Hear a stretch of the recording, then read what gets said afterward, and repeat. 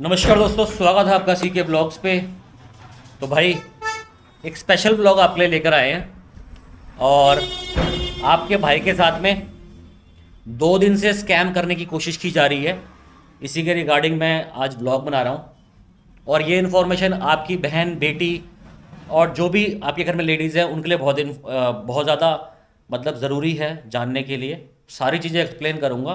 फ़िलहाल मैं एक एफआईआर लॉन्च करने जा रहा हूँ, कंप्लेंट लॉन्च करने जा रहा हूँ और उसके बिहाफ पे फिर मैं आपको बताऊंगा कि क्या क्या चीज़ें प्रोसीजर होती हैं, आपको क्या क्या चीज़ें समझने की ज़रूरत है और कैसे कैसे आपको सतर्क रहने की ज़रूरत है, ऐसे स्कैम से बचने की क्यों ज़रूरत है और क्या क्या हो सकता है। कि मैं ये कह रहा हूँ कि लेडीज़ की सेफ्टी आपके हाथ में है। तो आपको ये पूरा व्लॉग देखना, पूरा व्लॉग देखो और समझो प्लीज़। और प्लीज़ बी अलर्ट, क्योंकि ऐसे चीज़ें आजकल बहुत ज़्यादा हो रही हैं। तो अभी चल रहे हैं कि एक जगह पे कंप्लेंट लिखने के लिए, उसके बाद फिर हम चलेंगे थाने, कंप्लेंट लिखेंगे, उसको फाइल करेंगे, उसके बाद हम सारा प्रोसेस आपको दिखाएंगे। तो भाई ये मैंने एप्लीकेशन लिख दी है भाई, ठीक है। ये एप्लीकेशन मैंने रेडी कर दी है भाई और यहाँ पे एप्लीकेशन पूरे साइन हो चुकी है।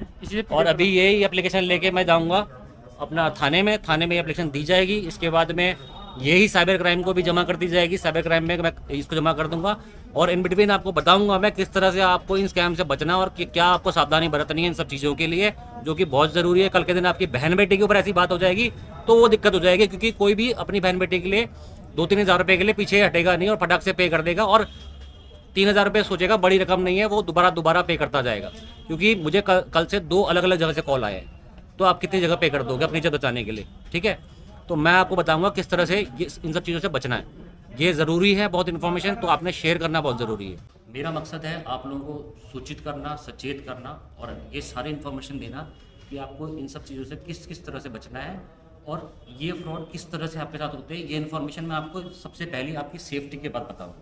सबसे पहले चीज़ है आपकी सेफ्टी बहुत ज़रूरी है, क्योंकि अभी मैं एक लड़का हूँ। अगर इस जगह पे कोई लड़की, आपकी बहन या कोई भी चीज़ें होती हैं, या मेरी बहन या फिर किसी की बहू बेटी हो सकती है, ठीक है, उस जगह पे क्या होता है, उनके साथ रिस्क ये होता है कि वो अपनी इज्जत के लिए, जैसे कि उनको कोई इस तरह की फ़ोटो दिखा दे बना के, तो उनकी इज्जत दाव पे लग जाती है। तो उस चीज़ में वो एक बार 3,000 रुपये दे देंगे, लेकिन उसके बाद क्या होगा, दोबारा फिर वो 3,000 रुपये मांगेंगे, फिर दोबारा वो 3,000 रुपये मांगेंगे।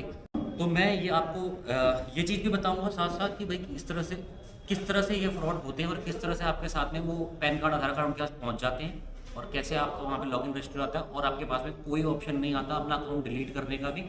वो सब चीज़ें बताऊंगा, लेकिन सबसे पहले आपको कार्य क्या करना है।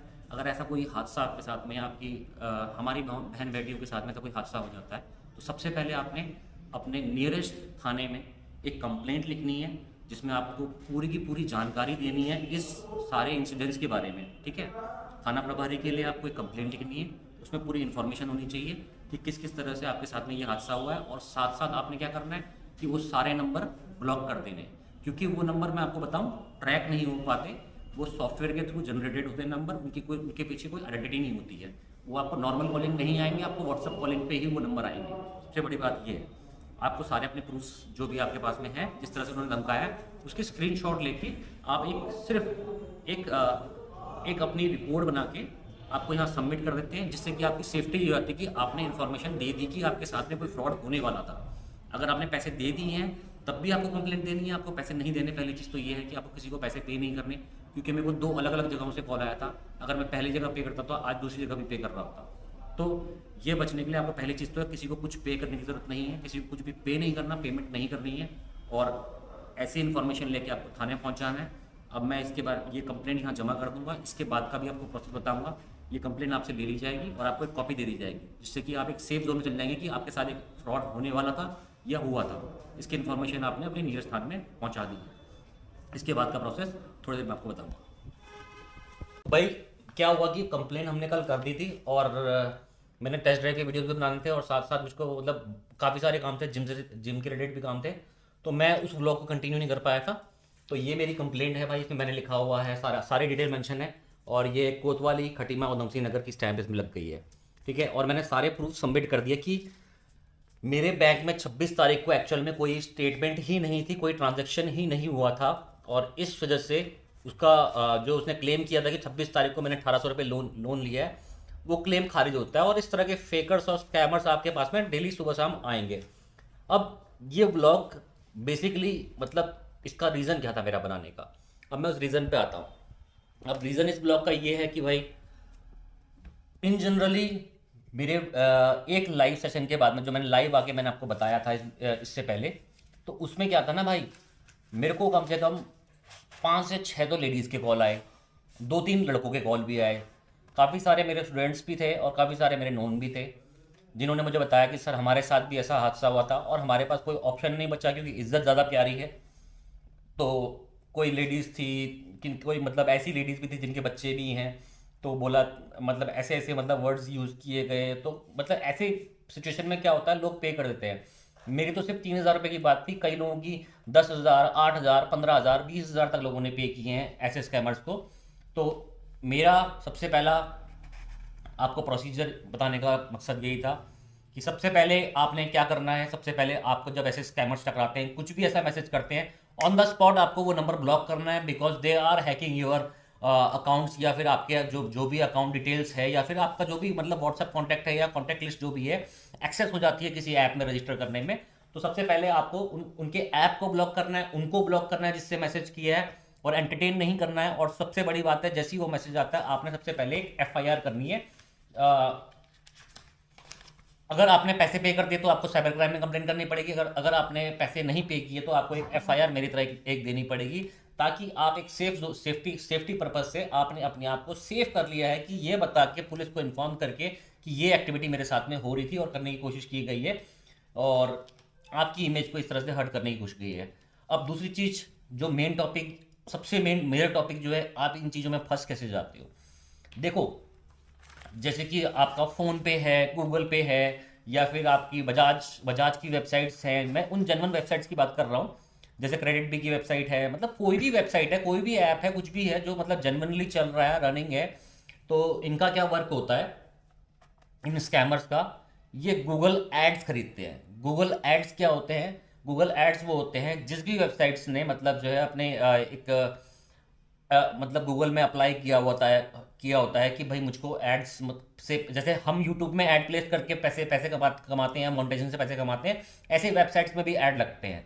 और वो एड्स रैंडमली होते हैं, कभी भी यूज़र सेलेक्ट नहीं करता मेरे उसमें मतलब कौन से ऐड होंगे, बस वो कैटेगराइज करता है कि हाँ मेरे उसमें इस कैटेगरी के ऐड्स आने चाहिए, बस। इससे ज़्यादा उसके हाथ में कंट्रोल नहीं होता, गूगल के हाथ में कंट्रोल होता है। तो गूगल से जो भी ऐड खरीदता है, लाइक ये स्कैमर्स अपने अपने अपने जो फेक ऐप्स होते हैं उनके उनके क्या है, एड्स लगाते हैं गूगल पे, जिसकी वजह से क्या होता है, वो एड्स उन उन एप्लीकेशंस के ऊपर डिस्प्ले हो रहे होते हैं, या उन एप्लीकेशन के आगे पीछे डिस्प्ले हो रहे होते हैं, जिससे कि आपको लगता है कि ये ट्रस्टवर्दी वेबसाइट है या ट्रस्टवर्दी ऐप है, जहाँ से आपको एक सेफ लोन मिलेगा और आपकी अकाउंट डिटेल सेफ रहेंगी। इस वजह से आप अपना पैन कार्ड, आधार कार्ड, सब चीज़ें मेंशन कर देते हो, और इस तरह से आपके साथ में स्कैम होना स्टार्ट हो जाता है।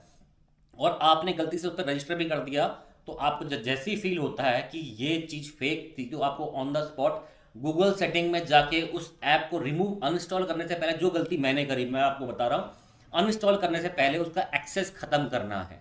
अगर आपने उसका एक्सेस खत्म नहीं किया, गूगल में आप कॉन्टैक्ट्स में जाके या सेटिंग्स में जाके, कॉन्टैक्ट में जाके, हर फ़ोन के अलग अलग फंक्शन होते हैं, आपको उस ऐप का एक्सेस कंट्रोल जो है वो ख़त्म करना है। अगर वो ख़त्म नहीं करा तो अनइंस्टॉल करने का आपको फ़ायदा नहीं होगा।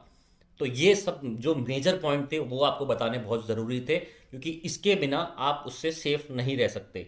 अगर आपने अनइंस्टॉल कर दिया और आप सोच रहे हैं कि मैंने तो अनइंस्टॉल कर दिया था, मैं तो सेफ हूँ, कोई दिक्कत नहीं, मुझे लगा फेक है, तो उससे काम नहीं बनेगा, क्योंकि उनके पास में कॉन्टैक्ट लिस्ट पहुंची हुई है, एक्सेस उनके पास में अभी भी है।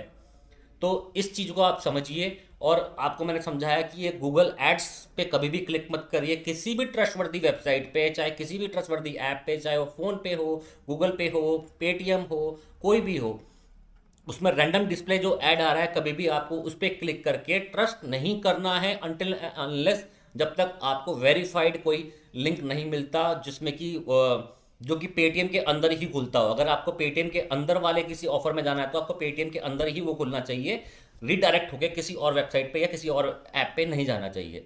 तो ये बहुत मेजर पॉइंट्स थे। बहुत सारी लेडीज़ हैं, बहुत सारे मेरे भाई हैं जो इन चीज़ों में फंस चुके हैं। मेरे को कॉल्स भी आए, लोगों ने बताया भी कि सर हम भी फंसे थे, आपने पे नहीं किए, बट उन्होंने इतनी धमकी दी थी कि हमारे पास में कोई ऑप्शन नहीं बचा था। तो आप सेफ रहिए, सतर्क रहिए। मैंने अपनी तरफ से जितनी कोशिश कर सकता था मैंने करी है, और आगे भी ऐसी कुछ सामने आएगी जिसके थ्रू मैं आपको एक्सप्लेन कर सकूं। या आपको समझा सकूं तो मैं ज़रूर समझाऊंगा। किसी को कोई क्वेश्चन हो तो CK Vlogs 07 इंस्टाग्राम आईडी पूछ सकता है। इंपॉर्टेंट क्वेश्चन पूछें, हाय हेलो ना करें, सिर्फ इंपॉर्टेंट क्वेश्चन पूछें, मैं आपके हर चीज़ का रिप्लाई करूंगा। और इस ब्लॉग को भाई इतना यहीं पे एंड करते हैं। ये सबसे मोस्ट इंपॉर्टेंट पार्ट था जो आपको देखना ज़रूरी था। और मिलते हैं आपसे नेक्स्ट वीडियो में, तब तक के लिए जय हिंद जय भारत।